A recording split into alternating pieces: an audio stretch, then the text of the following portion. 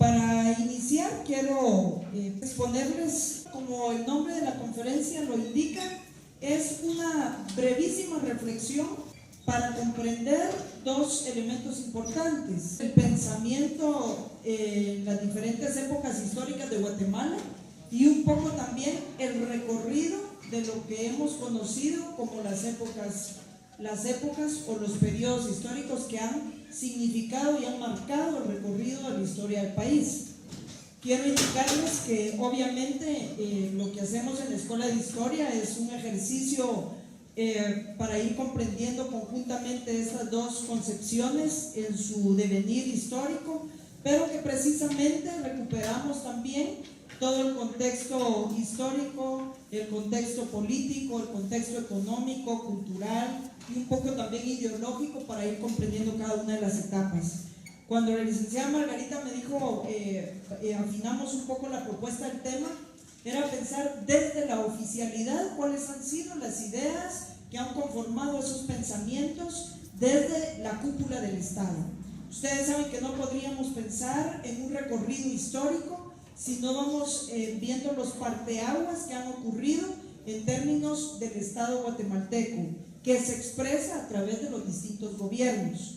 ¿Cuáles han sido entonces esas ideas que han permeado a la sociedad guatemalteca desde la oficialidad y que han sido, pues obviamente, las oficiales? En ese sentido, también quiero indicarles que se han dado varios estudios en la Escuela de Historia, fundamentalmente, también en la Escuela de Ciencia Política, en donde se ha hecho un estudio, pues digamos, exhaustivo sobre los informes presidenciales, pero más que todo sobre las fuentes de primera mano y de primer orden, que son los archivos históricos. En ese sentido también vale la pena recordar que la historia de Guatemala en gran medida se contiene en lo que conocemos como el Archivo General de Centroamérica, ubicado allá en la Cuarta Avenida. Todos conocemos lo que usualmente decimos el AJCA. El AJCA tiene kilómetros de documentos inéditos, esperando que científicos sociales lleguen a consultarlos para poder incursionar y profundizar en este tipo de historia un poquito más especializada, que es recuperación de los conceptos, de las categorías y de los sistemas de pensamiento que han permeado desde la oficialidad. No cabe duda que hay otros archivos importantes, como por ejemplo los archivos eclesiásticos, que han sido muy saqueados también, al igual que el mismo Archivo General de Centroamérica, que han sido muy descuidados, puesto que en la cultura del país siempre hay un deterioro de los temas culturales, educativos, del conocimiento, una despreocupación total, y eso ha hecho también que los archivos eclesiásticos, los archivos institucionales y algunos archivos también particulares sufran también de esos deterioros y que nos obliguen a buscar formas alternativas de poder hacer cotejos entre los documentos reales y documentos también impresos, que muchas veces están sufriendo un deterioro muy acelerado.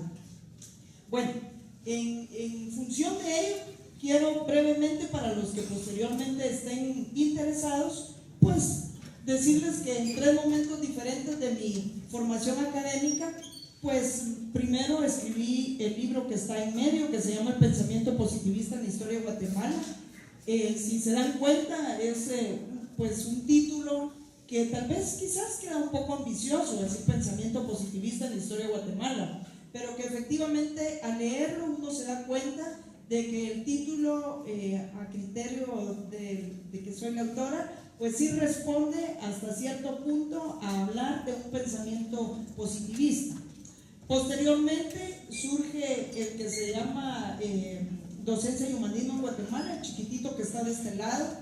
Su portada es para mí muy significativa, tiene un segmento de una pintura de Gualda Echeverría, que es una de las pintoras pues, muy importantes para el país, de las mujeres que han hecho pintura abstracta con mucho contenido. Ese libro de Docencia y Humanismo en Guatemala recupera para mí un tercer momento clave para comprender la historia del país desde su pensamiento, y es la historia, es un poco recuperar las ideas en la academia a partir del movimiento revolucionario, la década de 1944 a 1954. Pues de alguna forma este pequeño libro pues recupera eso que son las aulas universitarias, sobre todo en esta facultad, y la sistematiza en la forma en que yo pues considero que podría ser. Para ese libro lo que hice más que todo fue consultar dos fuentes claves o tres fuentes claves. El archivo histórico de la Universidad de San Carlos, que ustedes saben que no es el archivo administrativo que es donde uno usualmente va cuando ya se va a graduar y que está en el edificio de la biblioteca de nuestra universidad.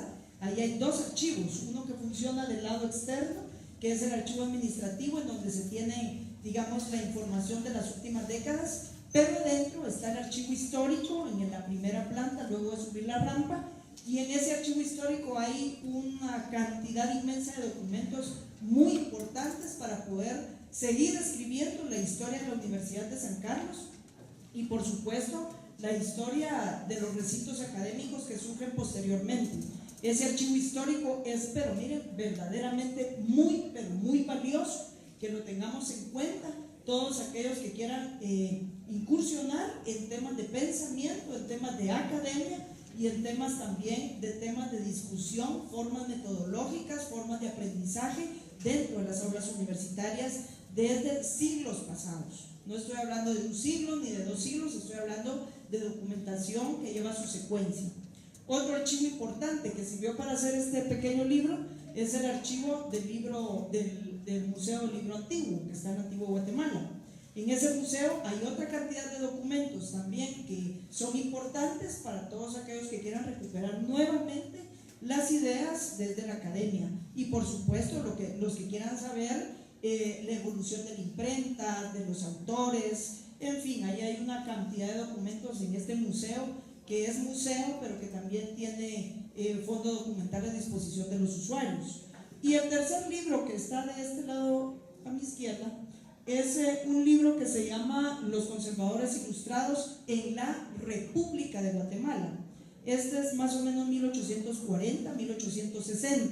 Con estos 3 libros lo que trato de seguir afirmando y profundizando, porque ustedes saben que la investigación siempre es inagotable y que día a día cada libro se convierte en casi una obra de arte que se va puliendo constantemente y que pues uno a veces escribe una cosita, un artículo y después dice, apareció otra fuente que me está agotando esa tesis que yo tenía en ese primer libro, o que la está reforzando, o que me permite pensar otras variantes más. Entonces los libros como que también van quedando en caducidad con algunas partes de los mismos y otras que siguen siendo vigentes y otras que nos estimulan a seguir la investigación. En ese sentido, entonces, el primer libro, que es el pensamiento positivista, en términos cronológicos debió haber sido el segundo. El primero tendría que ser el libro de la pasta negra, el segundo el pensamiento positivista y el tercero docencia y humanismo. Ahí estoy sintetizando los 3 quiebres del pensamiento oficial con 3 proyectos políticos que también abarcaban lo educativo y lo cultural en la historia de Guatemala. Este primero, solo quiero explicarles un poquito su portada. En la portada de este libro, hoy les traje unos aquí que creo que los vamos a rifar al final. En la portada de este libro hay un elemento muy significativo para los historiadores, y es que aquí se funda la República. La fundación de la República es distinto a decir la formación de la nación. Guatemala es república en los años 40 del siglo XIX. Sin embargo, retomamos en ese momento este escudo de la fundación de la República con 2 siluetas femeninas que simbolizan la producción en el campo y la ciencia, que simboliza la figura femenina con azul. No es casual, estas 2 figuras femeninas están expuestas en los jarrones que la reina Victoria, sin conocer al presidente de ese momento, que era Rafael Carrera, funda la República, y la reina le manda a regalar 2 jarrones pintados a mano en una exquisitez de pintura y están expuestos ambos con toda una alegoría y con toda una iconografía de Guatemala sin conocer la particularidad guatemalteca. Eso es algo así como que muy significativo, porque si hiciéramos un análisis de lo que cada uno de los jarrones tiene como elementos iconográficos, ustedes se darían cuenta de que las ideas plasmadas en ellos es como que si la reina Victoria y sus asesores hubiesen tenido una idea de lo que la república significaba para mediados del siglo XIX. Y justamente este escudo y esos jarrones, cuando tengan oportunidad de observarlos detenidamente, que les digo están en el Museo de Historia Nacional, allá en la esquina de la debe ser 10ª Avenida, y ustedes conocen el Museo de Historia Nacional, ahí están esos dos jarrones, pueden verlos con una lupa y van a ver que todo lo que va a simbolizar o lo que significa la República de Guatemala está expuesta entonces en estas expresiones. Aquí lo retomamos, indico, incluso con los atauriques, que son la forma de poder entender una dinámica también estética de ese momento que se plasma en objetos que no dejan de ser también fuentes importantes para escribir una historia científica. Bueno, en ese sentido voy a hacer el recorrido. Si tienen alguna pregunta, por favor, algún comentario, lo que quieran, sin duda alguna levanten su mano y con mucho gusto podemos escucharlos. Bueno, primero, miren, les coloqué esta diapositiva, aunque hoy no voy a hablar de la época precolombina, con todo lo que esto implica, solo para que cuestionemos por primera vez, para algunos quizá, ¿por qué hablar de una época precolombina que significa antes de Colón? Un término que ya está en total desuso. Ya no podemos decir época precolombina porque los criterios historiográficos de cómo dividir la historia por periodos pues hoy son pues más sólidos, y ahora hay muchísimas tesis que dicen y que refuerzan la idea de que la historia no se divide antes de Colón y después de Colón. Eso es como aquella idea que aprendimos en la escuela primaria y que nunca se nos olvidó, que nos decían que había prehistoria y que hay una historia, y que los pueblos mesopotámicos y los pueblos egipcios y las culturas, la India por ejemplo y la China, todas esas culturas quedaban como las culturas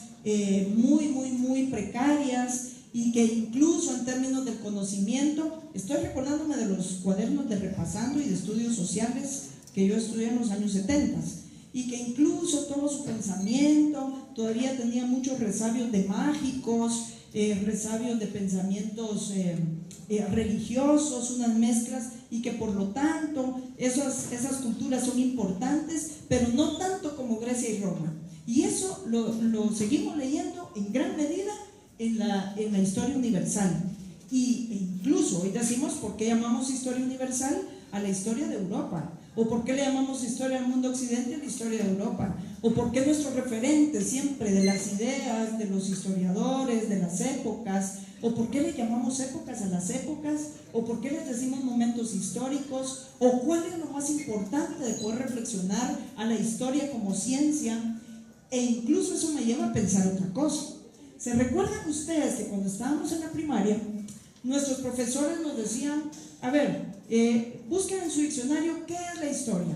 Y uno abría su diccionario y decía, la historia es el estudio de las cosas pasadas, o la historia es la observación de hechos pasados, o la historia es el arte de comprender el pasado.